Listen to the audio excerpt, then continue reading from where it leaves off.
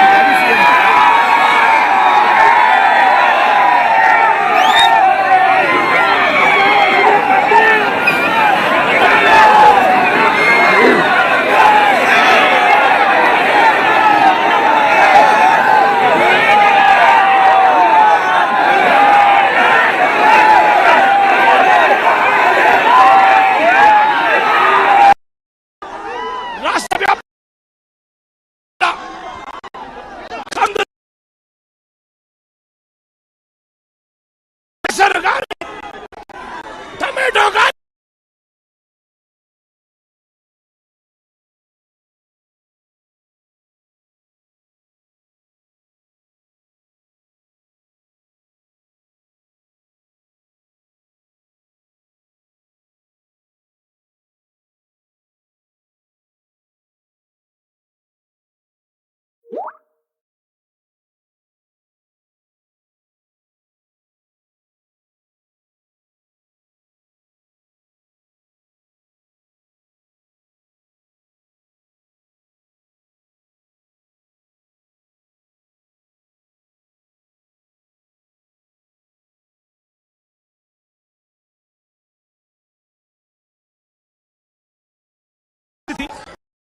ఇక్కడ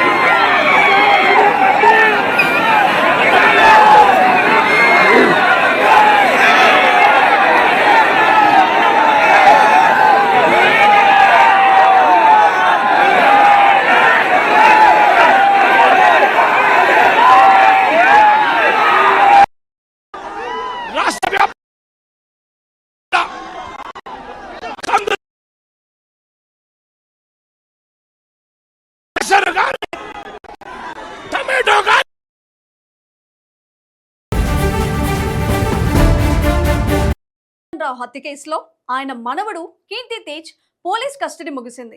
3 రోజుల పాటు జరిగిన విచారణలో అతను తాతను హత్య చేసిన వివరాలపై నోరు విప్పలేదు.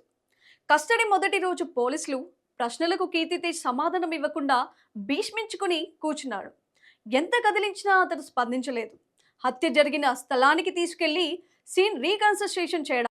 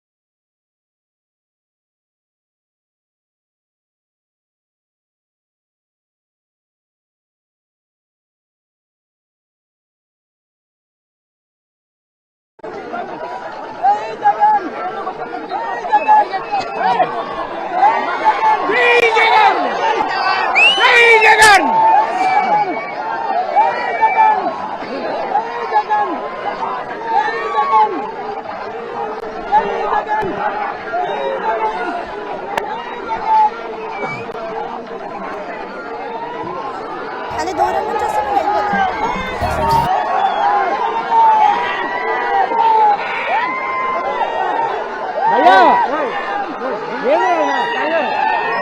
అప్పుడేమో మొత్తం మీరే వస్తున్నారు. ఆడెవడో అడ్డంగా నిలబడ్డాడు వైట్ షర్ట్.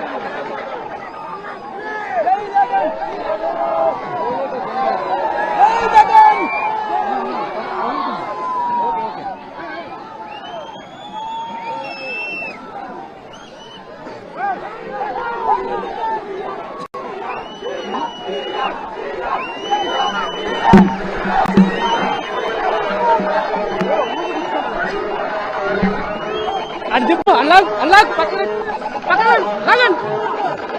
పక్కన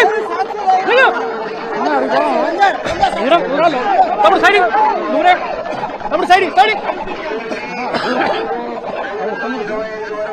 ఈ పైకి ఈ పైకి ఈ పైకి ఈ పైకి తమ్ముడు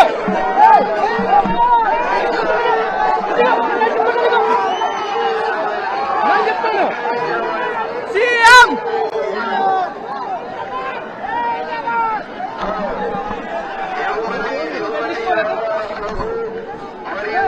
తమ్ముడు నాయన బాబు ఎగరా నాయన ఇవేంది నాకు చెప్తుంటే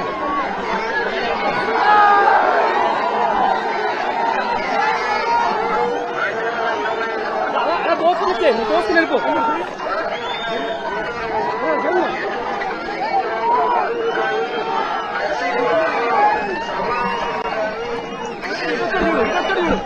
కారికి వచ్చాడు చూడు తమ్ముడు. తమ్ముడు చెల్లిపోయిన తర్వాత తమ్ముడు దిగండి. తమ్ముడు చెల్లిపోయిన తర్వాత దిగు.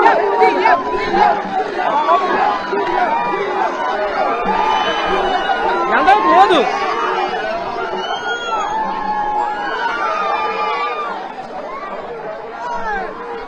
లేదు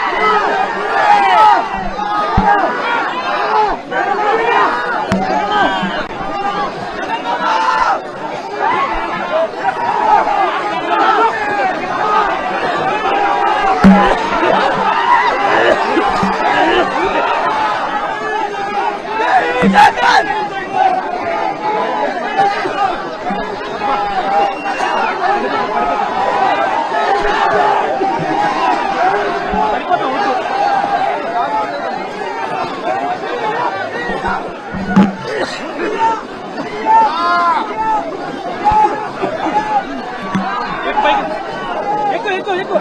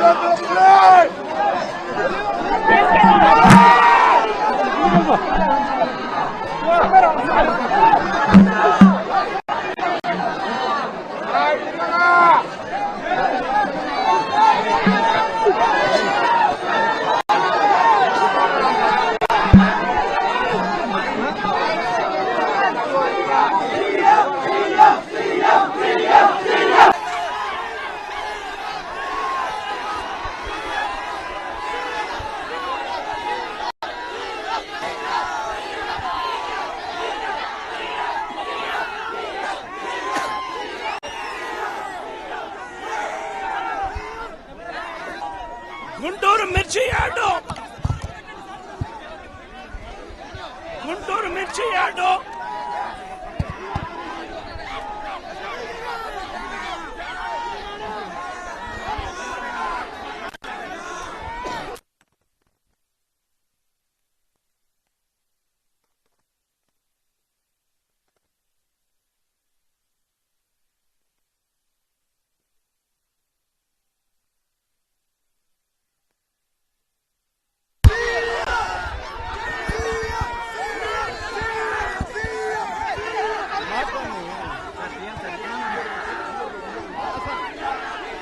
గుంటూరు మిర్చి యార్డు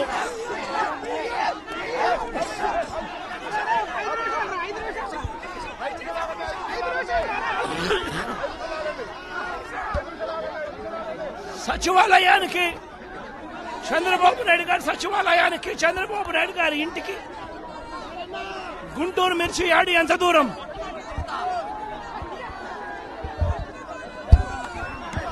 సచివాలయానికి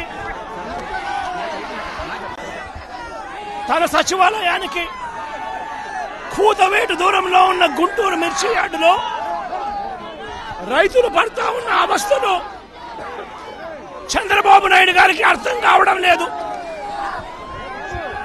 చంద్రబాబు నాయుడు గారికి రైతుల కష్టాలు కనిపించినా కూడా చంద్రబాబు నాయుడు గారి కళ్ళు మూసుకొని రైతులను కష్టాల పాలు చేస్తా ఉన్నాడు. ఈరోజు ఇదే గుంటూరు మిర్చి యార్డులో రైతులు పండించిన మిర్చి పంటకు కనీసం 10-11 వేల రూపాయల డబ్బులు కూడా రావడం లేదు. రైతులు కష్టపడి తాము పండించిన పంటను అమ్ముకోలేని పరిస్థితిలో రైతులు ఈరోజు ఉన్నారు. రైతులకు ఈరోజు ఒకవైపు తెగుళ్ల వల్ల రైతులకు ఇవాళ పంట కూడా మామూలుగా 20 క్వింటాళ్ల పైన రావాల్సిన పంట ఈరోజు 10-15 క్వింటాళ్ళకే పడిపోయిన పరిస్థితులు కనిపిస్తా ఉన్నాయి. మరోవైపున రేటు చూస్తే నిరుడు సంవత్సరం అంటే వైఎస్ఆర్సీపీ ప్రభుత్వ హయాంలో 21,000 నుంచి 27,000 రూపాయలు పలికిన పంట ఈరోజు కేవలం 10-11 రూపాయలు కూడా కొనే నాథుడు లేడు. రైతులకు పెట్టుబడి ఖర్చులు కనీసం 1,50,000 రూపాయల నుంచి 2 లక్షల రూపాయలు ఖర్చు అవుతా ఉంది. అమ్ముకోలేని పరిస్థితిలో, రేటు లేని పరిస్థితిలో, ఒకవైపున పంట తెగుళ్ల వల్ల పంట ఈల్డ్ కూడా తగ్గిన పరిస్థితుల్లో రైతు ఈరోజు బ్రతకడానికి కష్టపడతా ఉన్న పరిస్థితి. ఇదే గుంటూరు మిర్చి యార్డులో మిర్చి పంట వేసిన రైతుల పరిస్థితి ఇది. రాష్ట్ర వ్యాప్తంగా ఏ పంట తీసుకున్నా కూడా కందులు గాని, మినుము గాని, పెసరు గాని, టమాటో గాని, పత్తి గాని, ఇలా ఏ పంట తీసుకున్నా కూడా రైతులకు గిట్టుబాటు ధరలు రాని పరిస్థితి ఈ రోజు ఈ రాష్ట్రంలో కనిపిస్తా ఉంది. మరోవైపున చూస్తే చంద్రబాబు నాయుడు గారు రైతులను దళారీలకు అమ్మేసిన పరిస్థితి కనిపిస్తా ఉంది. ఈరోజు వైఎస్ఆర్సీపీ ప్రభుత్వ హయాంలో రైతు జీవితంలో వెలుగులు చూడడానికి ప్రవేశపెట్టిన సంస్కరణలన్నీ కూడా ఈరోజు అన్ని కూడా కనపడకుండా పోయే పరిస్థితిలోకి వచ్చాయి. ఈరోజు గ్రామాలలో ఆర్బీకే వ్యవస్థ ఈరోజు గ్రామాలలో నిర్వీర్యమైపోయిన పరిస్థితి. ఈ క్రాప్ వ్యవస్థ నిర్వీర్యమైపోయిన పరిస్థితి. ఈరోజు గ్రామాలలో రైతులను చేయి పట్టుకొని నడిపించే ఈ ఆర్బీకే వ్యవస్థ ద్వారా గతంలో పంటలు కొనుగోలు జరిగేటివి. ప్రతి రైతు కూడా ఈ క్రాప్ కింద రిజిస్టర్ చేసుకున్న ప్రతి రైతుకు కూడా గిట్టుబాటు ధరలు వచ్చే విధంగా ఆర్బీకేలో ఈ మాదిరిగా పోస్టర్లు కనిపించేవి.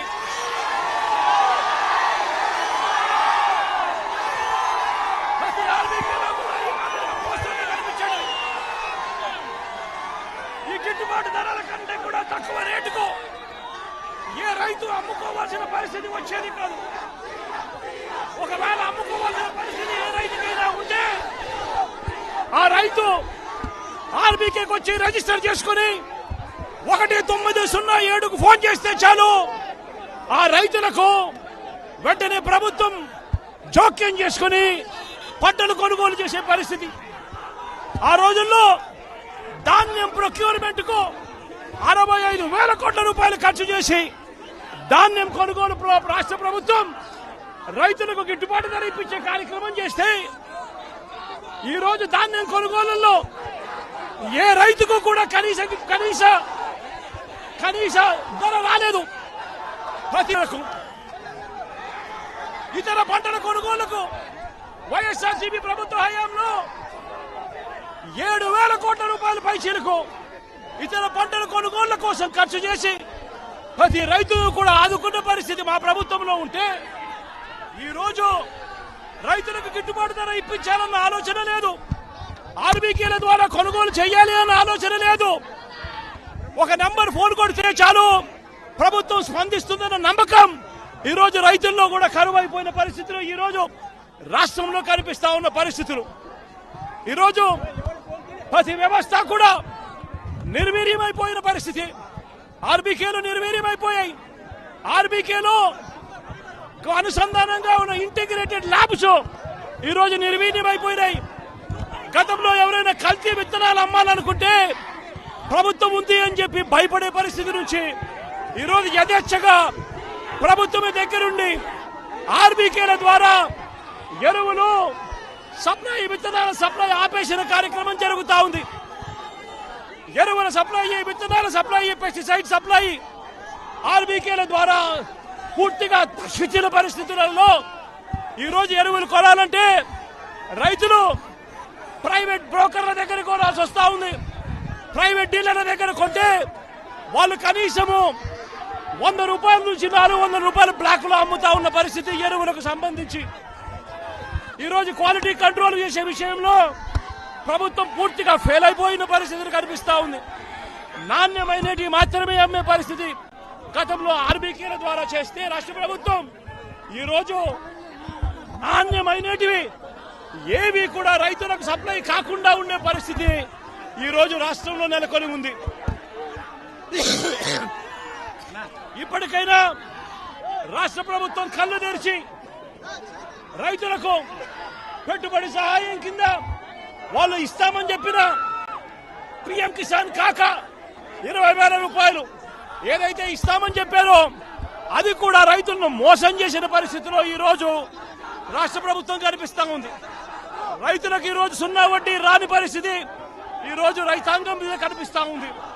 ఈ రోజు ప్రతి విషయంలోనూ కూడా రైతులు ఈ ప్రభుత్వంలో నష్టపోయిన పరిస్థితుల మధ్య చంద్రబాబు నాయుడు గారు ఇప్పటికైనా కళ్ళు తెరవాలి, గుంటూరు మిర్చి యార్డుకు రావాలి, వచ్చి రైతుల కష్టాలు తెలుసుకొని రైతులకు కనీస గిట్టుబాటు ధర వచ్చే విధంగా రైతుల కోసం చంద్రబాబు నాయుడు గారు గట్టిగా నిలబడకపోతే తీవ్రమైన పరిణామాలుంటాయి. రాబోయే రోజుల్లో రైతుల తరపున చంద్రబాబు నాయుడు గారిని హెచ్చరిస్తా ఉన్నాం. ఈరోజు ఇక్కడ కూడా పరిస్థితి ఏమిటి అంటే ఒక ప్రతిపక్ష నాయకుడు ఇక్కడికి వస్తున్నాడు అనంటే రైతులతో మాట్లాడే ప్రయత్నం చేస్తున్నాడు అనంటే కనీసం పోలీసుల భద్రత కూడా చంద్రబాబు నాయుడు గారు ఇవ్వని పరిస్థితి. నేను ఇదే చంద్రబాబు నాయుడు గారికి చెప్తా ఉన్నా, ఎల్లకాలం ఈ ప్రభుత్వం ఉండదు. రేపొద్దున ప్రతిపక్షంలో మీరు కూర్చున్నప్పుడు ఇదే మాదిరిగా పోలీసు భద్రత మేము తీసేస్తే ఎలా ఉంటుందో ఒక్కసారి ఆలోచన చేసుకో చంద్రబాబు. నువ్వు చేస్తా ఉన్నది కరెక్టా కాదా అన్నది కూడా ఒకసారి ఆలోచన చేసుకోమని వ్యాపారవేత్త జనార్దన్ రావు కేసులో సంచలన విషయాలు. హైదరాబాద్ పంజగుట్టలో ప్రముఖ వ్యాపారవేత్త జనార్దన్ రావు హత్య కేసులో ఆయన మనవడు కీర్తి తేజ్ పోలీస్ కస్టడీ ముగిసింది. 3 రోజుల పాటు జరిగిన విచారణలో అతను తాతను హత్య చేసిన వివరాలపై నోరు విప్పలేదు. కస్టడీ మొదటి రోజు పోలీసులు ప్రశ్నలకు కీర్తి తేజ్ సమాధానం ఇవ్వకుండా భీష్మించుకుని కూర్చున్నారు. ఎంత కదిలించినా అతను స్పందించలేదు. హత్య జరిగిన స్థలానికి తీసుకెళ్లి సీన్ రీకన్స్ట్రక్షన్ చేయడానికి ప్రయత్నించగా పూర్తిగా సహకరించలేదు. అయితే 2వ రోజు విచారణలో కీర్తి తేజ్ నోరు విప్పి హత్య వెనుకున్న అసలు కారణాలను బయటపెట్టాడు. కీర్తి తేజ్ తన తాతను హత్య చేసిన